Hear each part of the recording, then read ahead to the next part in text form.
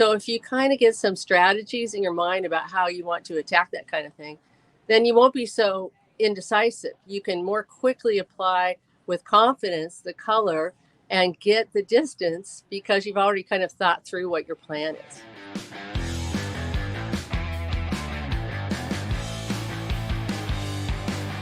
Here we go. We're going to get to Debra Huse. Debra is standing, got her cell phone set up, and she's standing at a marina. Hi, Debra. Hi, Eric. Good morning. Thank you for having me. Oh, welcome. This is the first time we've done a segment interviewing somebody by a boat or on the dock of a boat. I know, this is great. I'm so glad it's working out. So I'm on my boat called Grouper. It's a 43-foot sport fishing boat. And you'll see people going by in the background, which is fun. And I'm super happy to be here. This is great. So we thought that you're welcome. Thank you. We thought it would be fun for Debra to do a little bit of, talk about palettes and colors since she's so good at that. And of course, we're going to have some sound from the wind, but it'll work. Oh, maybe that's a boat. Is that a boat? Sorry, that's an airplane going over. Oh, that's right. Well, you have an air base right there in San Diego, don't you? Actually, I'm in Newport Beach. Oh, Newport Beach. I'm So sorry. that's John Wayne Airport. Randy guaranteed me, my husband guaranteed me that there wouldn't be very many flights. So hopefully we won't have to worry about that too much. That's not a big deal. It doesn't hurt anything. Okay. So what are you going to talk about today? So I have, over the years of working with workshop students and myself, I've tried all different kinds of colors on my palette, and I've boiled them down to these ones that work really well together. And I can just take these few colors with me to travel on location, and they play well together. I call it my keep you out of trouble palette. And so would you say this is a limited palette, or it's a little more than extended than a limited? It's a little bit more than limited. Limited is usually just, yellow, blue, and red and white, possibly. So I've added a few other goodies that really help me along the way, and I've taken off anything that gives me trouble. So this works for every location I travel to. And can you talk about what do you mean gives me trouble? What would trouble look like? For instance, before I made my Hughes Marine Violet, I would try to make my own purple, or I would buy the dioxazine purple. And it was so intense that I was constantly getting into trouble in my painting. So I couldn't get rid of the purple. And there's red violet everywhere all of a sudden. Then it goes to pink as you add more white. And so it was causing me trouble. Yeah. So I developed my own purple with this marine violet that we're going to talk about, because there was nothing on the market like it that was really dark, and it's mostly blue. And it's slightly muted with the colors from my palette. I mixed it, and then I started mixing it in my classes all the time and sending students home with tubes of it. So that's kind of thing that I mean. Also greens. Greens are so much trouble for everybody. And making green from blue and yellow like you normally would do often gives you these really beautiful Kelly greens, but they are not very realistic in a painting. So I've made my own I made it from black, Chromatic Black and yellow, and then I had it manufactured, so it's a super dark, transparent, slightly warm green. And from there you can get all sorts of other beautiful greens by adding white, yellow, orange, and signal flag red. So that gives you an idea. Also, if you see some really beautiful teal or beautiful blue that you want to add or whatever to your palette, sometimes I've done this before at a plein air event, and I overused it because it was such a pretty color. It happened to be just like my favorite color. But then it sticks out like a sore thumb when you compare it to everybody else's paintings. I mean, it doesn't work. So these work really great together. So I'm curious because there's a lot of discussion about, the difficulty of greens, especially. And most people, a lot of artists don't even use any tube greens. They always mix it. What is the advantage of having this tube green? It's kind of a foundation that you can get a really nice range. And what are you mixing into it to get that range? Are you mixing more yellow, mixing white into it? What's giving you the feel of it? Just like when I used to mix my green from black and yellow, I would start with a super dark green. And then as the value, I wanted a lighter value, I would add white. That makes it very cold. So then you have to go over to this side of the palette and add yellow red orange or orange to it to make it a beautiful green again. So Okay. it makes very natural greens. For instance, here is a cad yellow lemon, and it's the coldest lemon yellow, or the coldest yellow you can get. If you mix it with the coldest red that you can get, which is quinacridone red, it makes this beautiful signal flag red, and it also makes a beautiful orange, which you just make with your palette knife. So that's one less tube of paint I bring along with me in orange. And these oranges and reds made from these two colors, cad lemon and quinacridone red, make some beautiful warms, but they're not too garish. Some of the ones right out of the tube are a little bit too bright for me. And so I felt like do you still keep the I can't even say it, quinacridone red on your palette at all times, or because you have your signal orange, or signal red, which is a kind of a blending of it. Yeah, it is a blending of it. I keep it on. As you can see on this side of my palette, it graduates from a lighter value, a little bit darker, and a little bit darker, but it also changes color completely, changes color families. And all right, I'm writing all this down. Oh, good.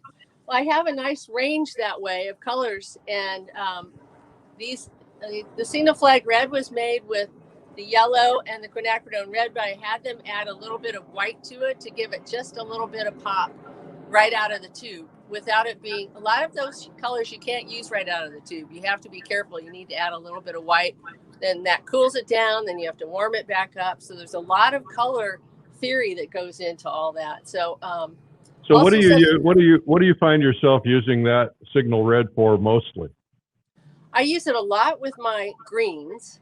Then I use it in a distant landmass during the sunset. As the sun is setting, you just put a little bit of that signal flag red and it makes a distant landmass glow. I use it all the time. I take a little teeny bit of it and put it in the white, and I make it's a cloud color. And so that way, sometimes you can't get your clouds to stand out from your sky. The sky is blue, and the clouds, if they're a little bit red-orange, tiny bit, then they stand out beautifully from the blue sky. Nice. Yeah, so rather than, I'm always looking for ways to not use gray. And sometimes I want to use gray because it's the opposite of color. It's the lack of color, which makes another color look very beautiful. But mostly this marine violet, let me clean my tissue and show you. Before you do that, will you just tell us, just go around your palette and tell us every color that's on your palette? Okay, sure. I start with the cad lemon yellow, and then I mix my own orange. And I mix that from quinacridone red and cad lemon yellow. Then I have my signal flag red. Now this is a color I used to mix all the time from these two colors in my workshops and on location. And I use it so much for so many things that I was always running out of it. So that's why I decided to have tubes made of it, because it's a real workhorse color. And it comes in really handy mixing it into greens and into distant land masses for glow, into sunsets, into a little bit with white for clouds. And then the next color I have is raw sienna. Okay, you have to look in the background for just a minute. This is my this is my husband and my standard poodle coming by. Oh, good. And the dog's like, "Mommy, what are you doing?"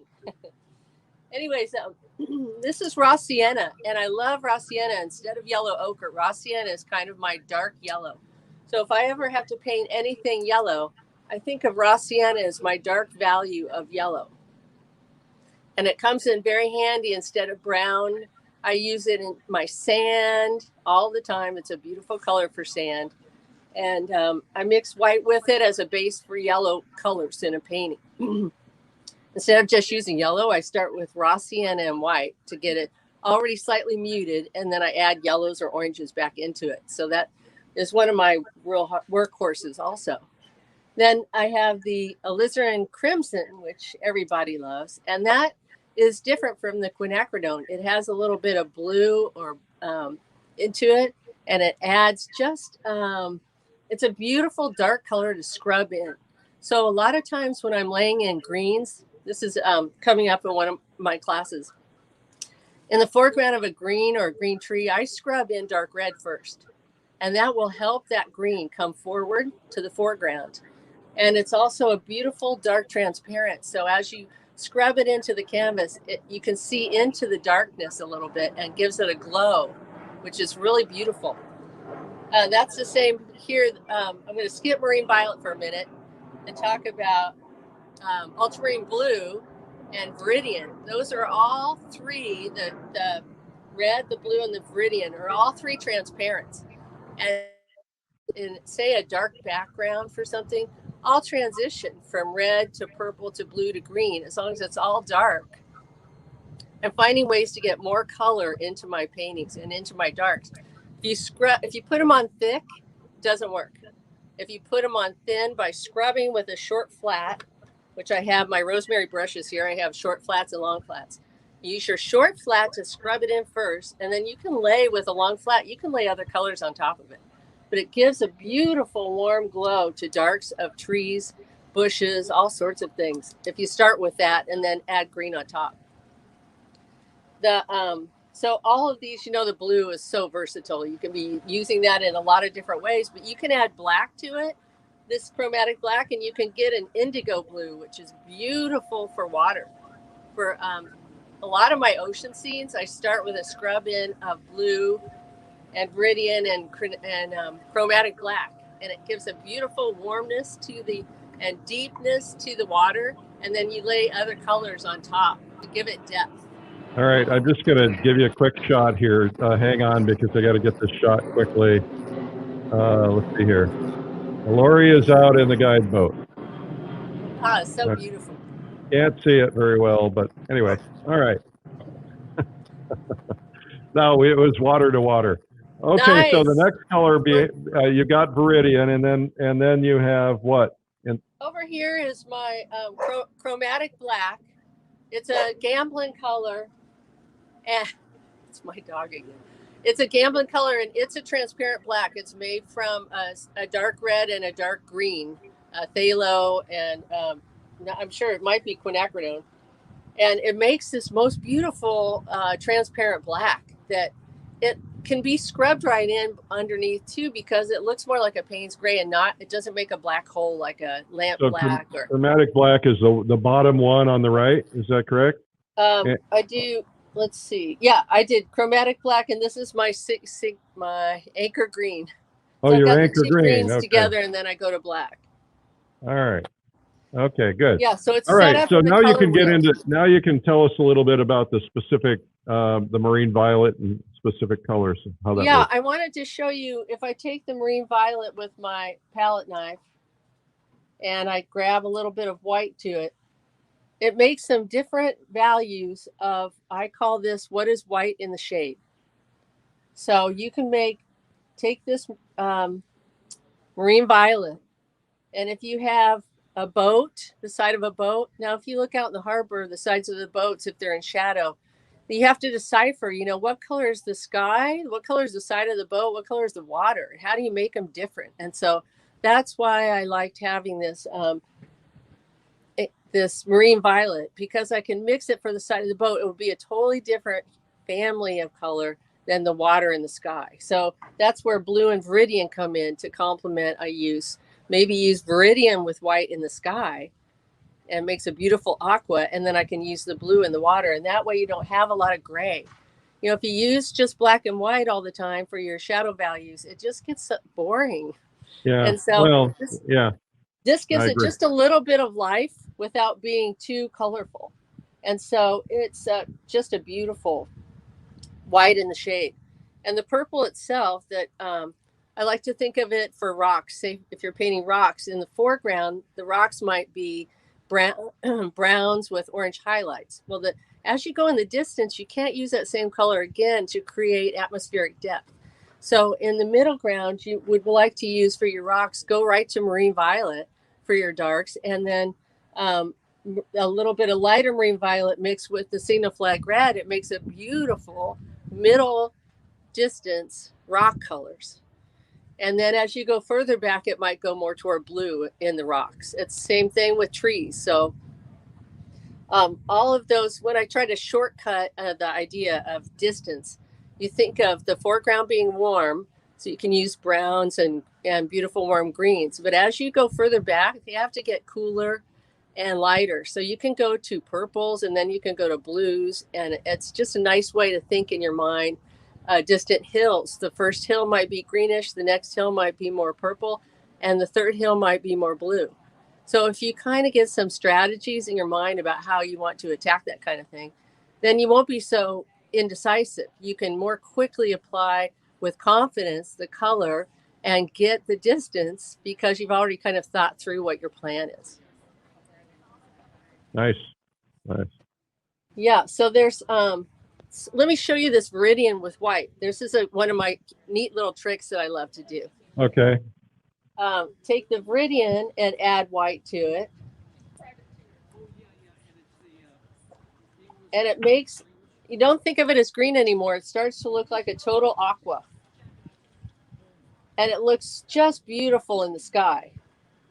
And then if you add a teeniest bit of this lemon yellow to it, it turns this shimmery blue aqua.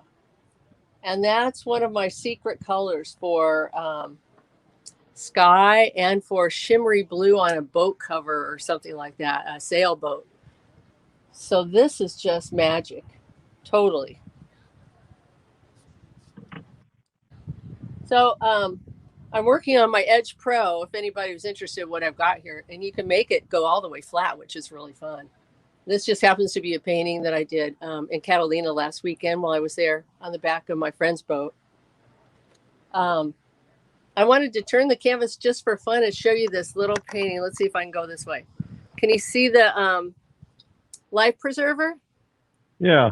So this is a life preserver. It's the whole painting is made with just signal flag red and purple and green. So it's got the marine violet, signal flag red, and anchor green for the background. And they play really well together. And actually, if you mix the signal flag red with the marine violet, it makes this most gorgeous brown. It's really beautiful. And then you can always put that signal flag red into the green. And then if you mix the green and the purple, you've got this super dark. It's almost a black. So all of them really work well together, which is really fun. Oh, Eric. Oh, I have to show you. Let's see if I can get over here. Wait, sorry about that. Can you see me here? Let's see.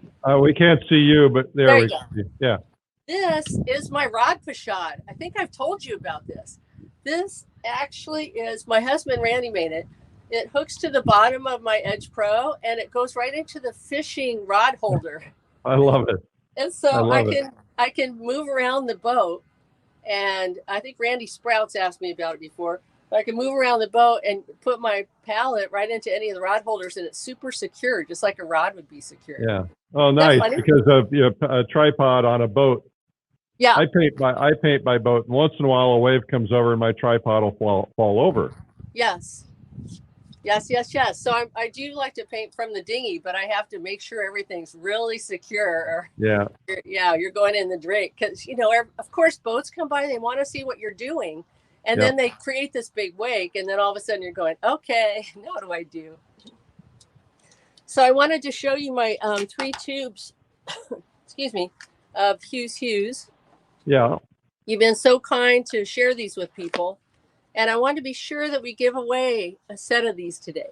Okay, now how do you want to give them away? We can either give them away to the audience that's watching now and just pick from the comments and award it right now, or we can pick something overnight after the replays and then pick from everybody. How do you want to do it? Oh, so that way you would announce tomorrow. Yeah, we would announce tomorrow, and that way people on the replay get a chance to win too. Let's do that. That sounds really fun. Okay, so we're going to give away a set tomorrow. Okay, so a set, and also I have to say I'm on the board of Laguna Plein Painters, and Rosemary gave me the go-ahead to give away 1 membership to the Laguna Plein Painters Association. So we can also give those 2 things away. Okay, well, I gotta write that up. So hang on just a second. I'll just do this real quick. So 1 La Papa. La Papa.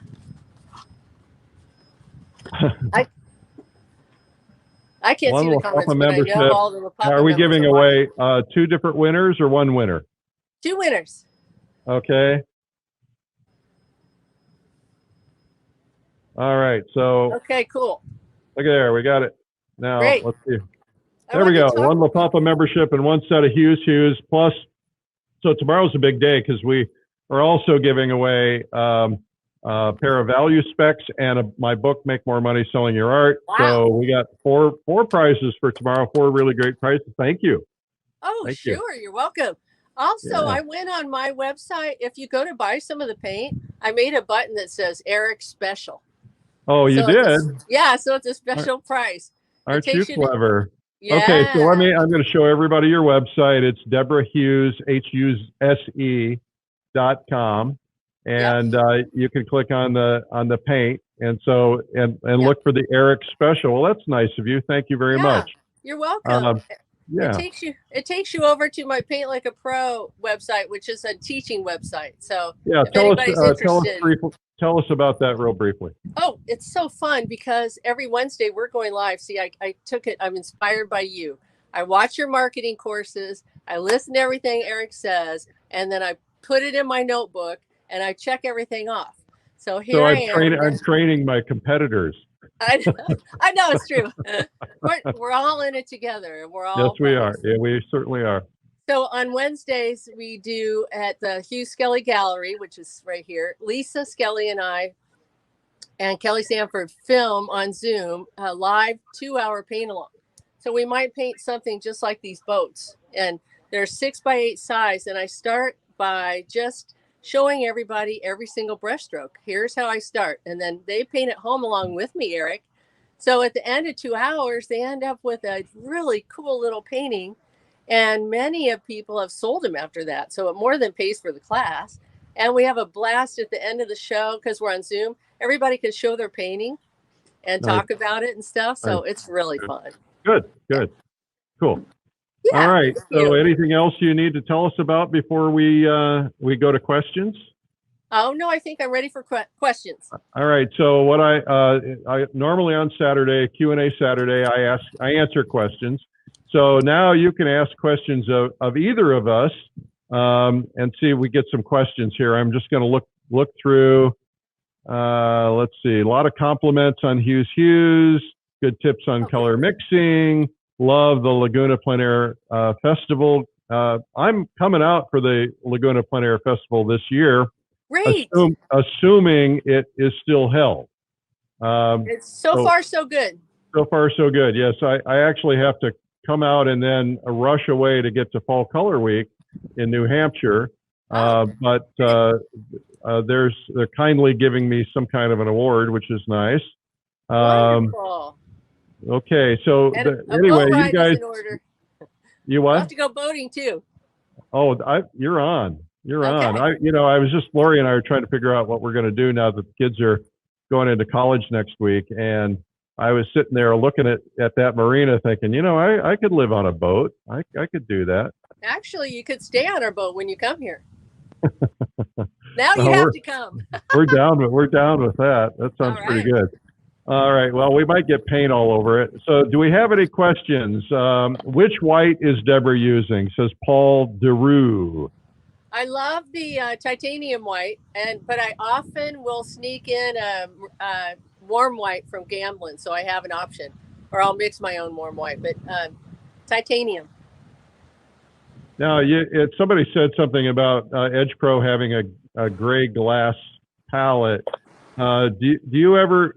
do you have it glass? Have you ever, when you travel, have you had any problems with breakage or anything like that? Not with traveling, but one time I think I was in Easton and it was a very windy day and I did crash over and break. But in all the last 12 years that I've been traveling with my Edge Pro, or 10 years, I've had no problem. And I have 3 different sizes, which is cool. There's a big one and this is the really little one. They come with lights that attach right on the top and bend over. I know. So they're so cool. I've got 2 or 3 of them. Okay, so your partner on here, Lisa Scully, I'm going to show it. She says, how much does Hughes Gallery love Carl Dempwell? Oh, we love Carl. That painting you have of his is amazing, and we carry Carl's work, and we love him. His work is gorgeous. So give a little pitch for how important it is to have a Carl Dempel painting. I know you guys sell them, and once this one's gone, then everybody will have to go to you guys to buy one. Perfect. But do you want to talk about that real Carl briefly? Dempel, he looks like Monet. I swear. When you find him in the field, I've got a few pictures of him. He looks like Monet. He's the most gentle, most generous, wonderful human being, and his style is amazing. It's very much in the old Impressionist style, very reminiscent of William Went, and his paintings are so unusual, and he paints on location all the time, and he does little 6x8s on location too, just like we do in our courses. So I encourage you to try to get this painting because it will make your collection absolutely amazing. And then if you want to buy more of them, you go to Hugh Scully Gallery, That's right. Come see right. Lisa and I at Hugh Scully Gallery on Balboa Island. Okay, so Balboa Island is off of where? Newport Beach. So Newport Beach. I'm in the harbor. This is part of the harbor, and actually the landmass behind me is Balboa Island. Okay. And it's only got like a 2 block long downtown, and it's super charming. Our gallery's 2 stories tall, and it's full of all the finest painters that we think we've curated in the whole country. So it's quite a nice collection. So you might go to that website and poke around too. Yeah, well, I don't think I've been to the gallery. I'm not sure I've been to Balboa Island. I was thinking it was the island off of San Diego, which I have been to. Yeah. So we're halfway between San Diego and Los Angeles. Yeah, so maybe when we come out, we'll visit the gallery. Great, would love that. Everybody's welcome. We just have to be allowed. That's all. We just have to make sure we're allowed. Hey, I did one other thing that's very interesting that I should tell you. I redid the grayscale too. Oh, you did? Yeah, because you know how the grayscale has black as being 0 and white as being 10? That drives me crazy. Yeah. So I redid it so that the black is 10 and the white is 0. And then I found that through painting that there's a middle value that's a crossover value between light and shadow, like the number 5. So I think it's only $1 or something on my Paint Like a Pro site.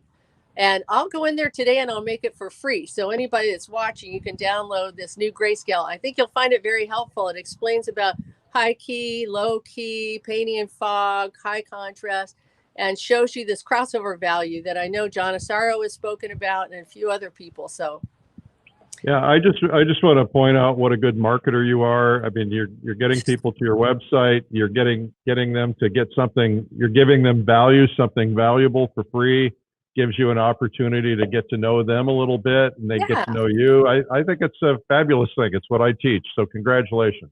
And thank you. I got everything I know from Eric Rhodes. Yeah, I don't think so. You've been very successful on your own before I ever hit the market.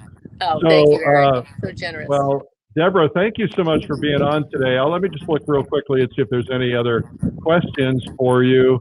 Let's see. She would love to see the grayscale. Well, you go to debrahuse.com for that. Actually, it's over on the Paint Like a Pro site. Paintlikeapro.us. Okay. All right. Paintlikeapro.us. Yay, white is 0. See, a lot of comments about Balboa Island. Love the rod holder. Well, let's see. I'm not seeing any questions. So anyway, I think you answered all the questions. Oh, wait. Here's one from Maggie in Saudi Arabia. Nice. Question about color mixing choices. What are your suggestions for austere desert landscapes such as Death Valley or South Arizona? Oh, okay. The 2 colors on my palette I would go to immediately for those areas is the raw sienna, various values with white. Also the marine violet because it's a very muted purple. And then the anchor green because it's also so muted. So you could get those desert colors actually, and then sneak in a teeny bit of the signal like red and keep it all very subtle and warm. Excellent. Okay. Here's one that says, Debra, I've always considered Quinn red on the warm side, but you said that it's a cool red. Could you explain that further? if you can look at my palette right now, you can see this Signaflag red is a super warm red. The quinacridone red is as cold as it gets. It's magenta. There is no yellow, no warm anything in it, and it doesn't get any colder than that one. So this would be your warm red. The Signaflag red would be your warm red, and the quinacridone would be your cold red. Yeah. Okay. What is a good set of Rosemary brushes to have for plein air? Oh, okay. On my website, I do have an art links page, all the things that I like to use. But I love the ivory line from Rosemary brushes. That's all I use. I love it. And they've also made a special, looking for it here, a special rigger brush for me, which gives me a lot of detail. It has the long sable hairs. And you can get all that by just going to my site. It links you to the set that I think is best for beginners. Okay. It has long Let's flats, see. short flats, and the rigger brush in it. All right. Let me just check questions here. Fairly new to plein air. Do you ever think your painting is wonderful when outside and then take it home and see it, totally hate it? Colors look so different. I assume that's a Yes. shade issue. Yes, I would think so. They're probably painting in full sun, and they aren't getting their values quite right, or they're painting in the shadow, and they're getting their values wrong. That's all. Okay. So when you say they're painting in the shadow, If you're they're saying in the shade, I like to paint in the shade. And if you have to make sure, here's key. You have to make sure your palette and your canvas and yourself are in the shade so that everything's the same. Because if your canvas is in the shade and your palette's in the sun, it's going to really screw you up and give you trouble. So don't do that. I would, and just pay very close attention to getting values, darks, lights, and middle. All right. Well, I'm going to, when I go painting today, I'm going to use your palette and try it. Great. I already have your 3 standard colors on my palette, but I have far too many colors, and I always get this, oftentimes I run into a lack of harmony. So I'm going to try this. That's going to be a good challenge. I guarantee it for you. All right. Well, Debra, thank you so much for being on today. Let me just double check real quickly, see if we have any other questions. Mark Bellman's on. Hey, Mark. Mark says, question, let's see here. They keep moving around. Your paintings are always happy and fun. What is your thinking to achieve that? Well, that's a really important thing. A lot of paintings are blue and green, and you got to get over that because they're boring. So what I do is I'm always trying to find ways to sneak in warm colors. So that's why I do underneath my green, I scrub in a dark red. That's where my Signaflag red comes into play with my greens. I always looking for ways to change up the colors. You want to not have a painting that's gray, green, and blue all the time. And if you look through your pile, you might find that most of them are. So get in some nice warm colors and also have fun. It shows. All right. Somebody said, who are some of the artists that Hugh Scully Gallery represents? Oh, we have Randy Sexton, we have Colin Page, we have Kim Lordier, the famous pastelist. We have Calvin Liang. We have Lisa Skelly, who does beautiful pastels also. We have, caught me off guard here, I have to really think. Carl Dempwolf, of course. You're going to leave somebody out and make somebody really mad. We have John Budison. You know John Budison, and we have some Ken Backus. We have Mark Fellman is in our gallery. We have, we even have a few random Michelle Usabelli. We have Susie Baker. We have people from all over the country that we just know and love. And I hope you'll come see our collection. Yeah, and go to the website. Which go to the website. Because someone's going to hate me for leaving them out. Yeah. What is the website? Hughes, Huse, Skelly, Skelly, gallery.com. All right. Like, how do you say? Can you see my hat? That's the logo, so you can kind of see. Yeah, and Lisa's on, so she'll put it in the comments. Okay. I'm sure. Somebody says, how do you safely clean your brushes at home? Well, you can. I use Gamsol, and I like to first always make sure you get the paint off the brush with your tissue. That's the most important key. Sometimes people forget. They put the brush in the cleaner without taking the paint off first. So get the paint off the brush first, dip it gently into the container. And Eric, it's just something you said at one of the plein air conventions, that you noticed you were rubbing your brush in the container and it was spraying the brush. And I thought, holy cow, I do that too. I didn't think of that. So now I just gently dip my brush in the turpentine, which is Gamsol, not turpentine, and then clean it with my tissue. Then I like to take them home and put them in maybe a little of the Citrus Magic brush cleaner. And then I use Dawn dishwashing liquid to finally get everything really clean and happy. And they last a long time. Even if you get them hard because you forgot to clean them, just stick them in that citrus cleaner. It comes right out. All right, terrific. Let's see if we have any other questions here.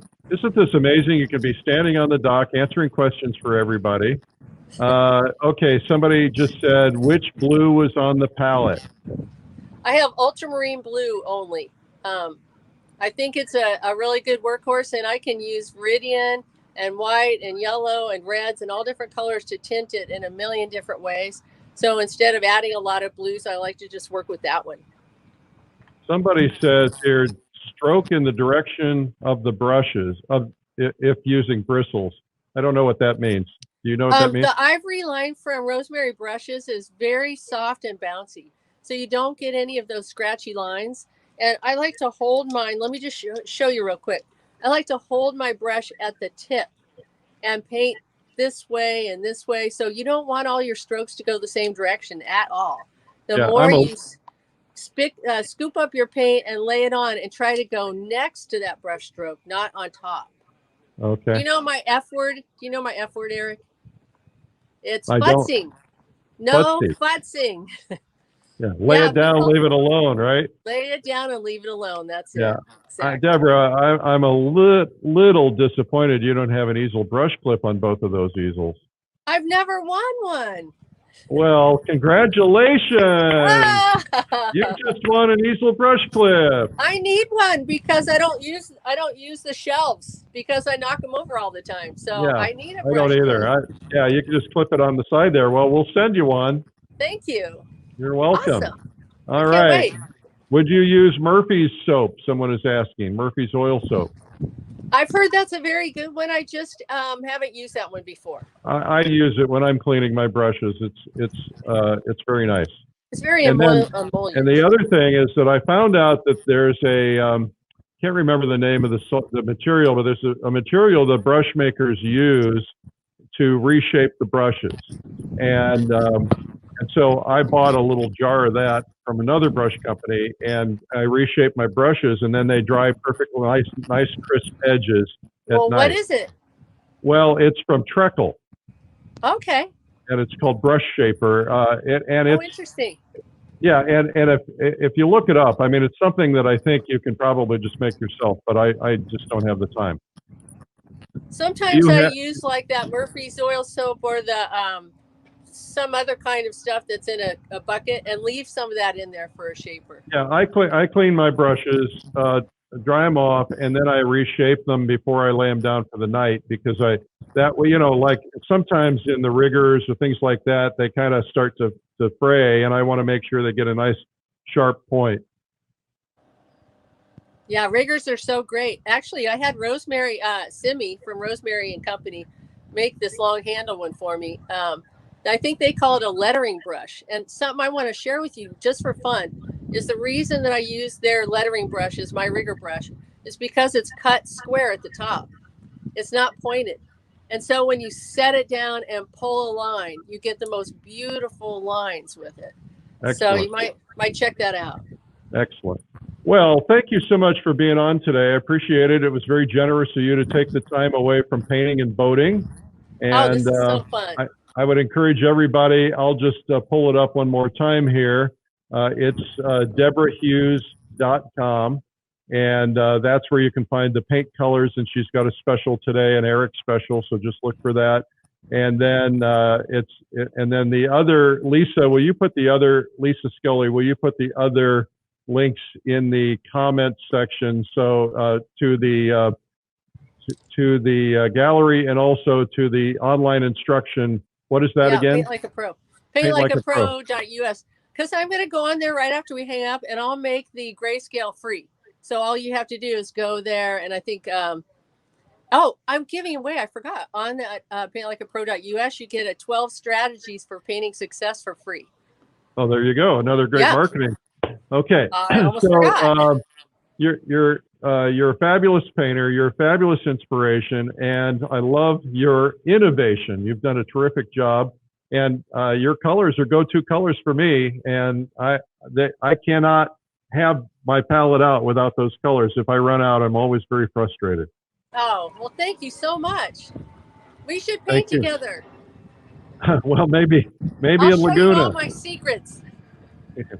Well, I don't think I could. You've got so many secrets. I don't know if I could ever catch up. Oh, no. Keep it simple.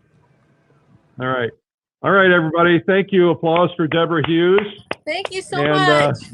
How come you don't wear gloves? You have paint on your hands. How come you don't wear gloves? You know what?